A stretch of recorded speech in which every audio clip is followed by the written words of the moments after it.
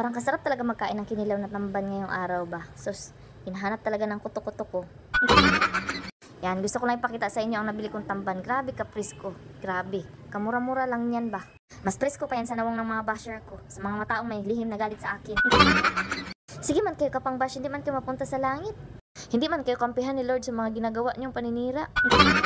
So, magbalik na tayo dito sa tamban. Nagilimpyuhan ng aking labi tummy hobby. Kanina nag-ikot-ikot ako doon sa fishport. Tag 40 pesos lang talaga yung kilo ng tamban. So, sa itsura pa lang, grabe na kalabaso. Mas pinkish pa ito sa jowa mo. Pinkish na pinkish, marag virgin coconut oil ba? Ako sana ang maglinis niyan ba? Ako sana ang maglimpyo niyan. Kaya sabi ko sa asawa ko, i-vlog ko yan kaya para may panoorin na naman ang mga basher ko. Kaya baka malungkot na naman yung araw nila, wala na silang mapanood na video ko. Minus points na naman sila sa langit. Mag-negative na naman ang points nila, may utang pa sila kay Lord. Sabi ko sa partner ko ba, videohan niya ako kaya ako maglinis kaya para mapanood na naman ng mga viewers ba. Sas, anti-backhack, hindi marunong mag-video. Siya ang gipalinis ko siya ang naglimpyo ng isda. Tapos sabi ko sa kanya, yung kalahati ng isda ay subahin namin kay marami man masyadong 1 kilo. Yung kalahati ng kilo ng tamban ay inihaw namin. Tapos yung kalahati naman sabi ko ay ikilaw kay grabe kasarap, grabe pa kalabas. Nakikita nyo naman siguro sa itsura na grabe pa kabaskog. Matigas pa sa matigas ang isda ba. Tapos sabi ko sa kanya, lagyan niya ng konting kaasin para naman may flavor yung fish. Kung sakaling wala kami pambiling tuyo, at least diretso kain na lang. Kaya may flavor naman, may asin na. Pagkatapos niyang lagyan ng asin yung aming iihawin na isda, so nag-continue na siya sa paglilinis ng isda. Kaya hindi man siya marunong mag-video, kaya siya na lang talaga ang maglinis, no choice siya. Di, ako ang hayahay, taga-video-video lang. Tapos yan, sinalang ko na rin yung tamban para naman maumpisahan na at maluto. Pagkatapos kilaw, diretso kain na lang kami. Wala talaga ako masasabi ba sa isda. Pag grabe talaga kalabas, nakitang-kita nyo naman, di ba?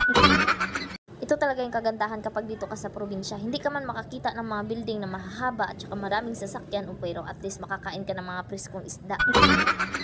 Sabi ng asawa ko, videohan ko na daw siya kay nagayat na siya ng luya. Sabi ko, damihan niya kay para pagkain natin, maganda ang busis natin. Pampabango pa daw yan ng hininga, sabi ni sir, kay luya daw ang sagot sa mga mababahong hininga. Ibaliktad ko na dyan yung inihaw na tamban kay malapit naman maluto. Tapos i-arrange niya yung paggawa ng kinilaw. Gipaganda-ganda niya pa talaga yan yung arrangement para sabihin daw professional vlogger. Pero yan lang talaga ang nakayanan guys. Kaya ang plato namin sponsor pa ng Mighty.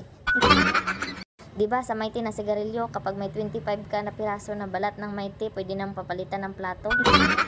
Hindi man siya nagasigarilyo pero marami lang kaming Mighty plato. Kaya kung makakita kami ng balat ng Mighty, ginaipon namin yan kaya papalitan namin ng plato. Makalat-kalat lang man yan yung balat ng Mighty sa kalsada, so damputin na lang namin para mabawasan yung kalat sa kalsada, mapalitan ng plato.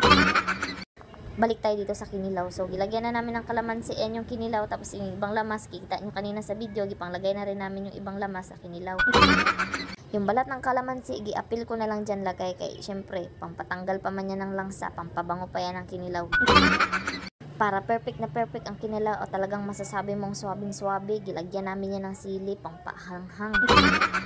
Para matagbaw yung simod mo, kakakain ng halang. Siyempre, para maging espesyal yun yung kinilaw, dapat lagyan niya ng pipino para sa mga taong matatalino. At sa mga taong piling matalino pero hindi naman matino. Hindi makukumpleto ang buhay mo kung wala kang pipino na sinusubo sa bawat minuto. Kaya tara, kain na tayo.